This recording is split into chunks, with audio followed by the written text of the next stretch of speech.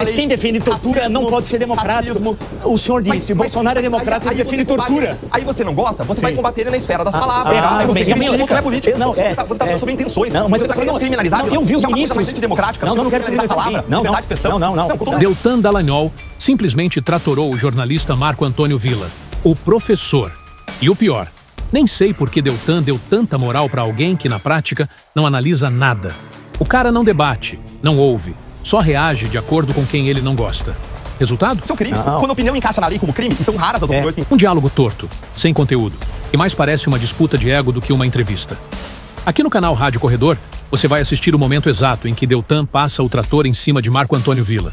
E mostra que quem tenta bancar o sabichão, às vezes, sai atropelado pelas próprias palavras. Assista agora. Que queria cortar a língua. Não, isso ele fez contra a imprensa ao longo de 4 anos. Pressionou, atacou. Mas eu vou te falar o que o governo Lula As pessoas, eu posso dizer. O governo Lula entrou com ação. Só um minuto.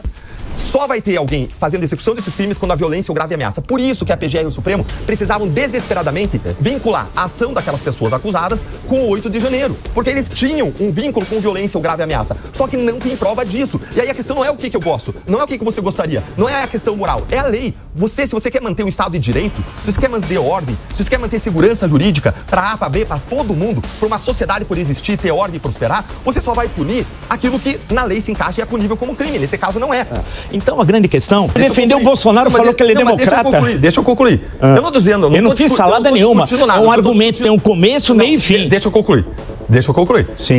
O que você está defendendo é que por uma salada de um monte de coisa, você citou pandemia, não há salada. Posição dele no exterior, você citou o que está acontecendo agora nos Estados Unidos, você citou um monte de coisa que não tem nada a ver com o processo. Que se associa. Aí você nega ou você passa pano pro fato de que não teve distribuição, você passa pano pro fato de que não foi foro competente, você passa pano pro fato de que não teve individualização de conduta, você passa pano pra um monte de coisa que a gente conversou aqui que não tem execução, e ainda assim você diz, o cara tem que estar na cadeia passando por cima de tudo. Isso me faz, porque sério, foi condenado. Eu não tô nem te criticando, eu tô fazendo um diagnóstico, eu tô entendendo melhor. Não, eu tô dizendo outra coisa. Você tem o Sol que é o processo, e tem os planetas que giram em torno do Sol, que são os fatos que eu disse. O que não está nos autos, muito não está claro. É isso que é direito. Isso não é história. Isso é direito. Isso é processo penal. Processo penal não tem sol que gira os planetas.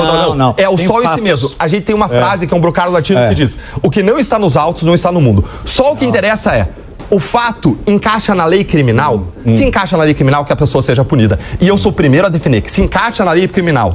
Qualquer pessoa que seja, direita, esquerda, centro, cima, baixo, eu sou uma pessoa de lei e de ordem e eu vou defender isso pro Bolsonaro, eu vou defender isso pro Lula, também. Quem for. Concordamos plenamente.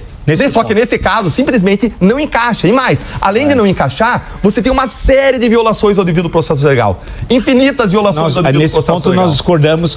Eu concordo. Ainda também. Eu concordo absolutamente com a decisão tomada pelo Supremo Tribunal Federal em relação a esse primeiro núcleo, ao andamento do processo, ao papel do TSE em 2022, e sei quão importante foi isso.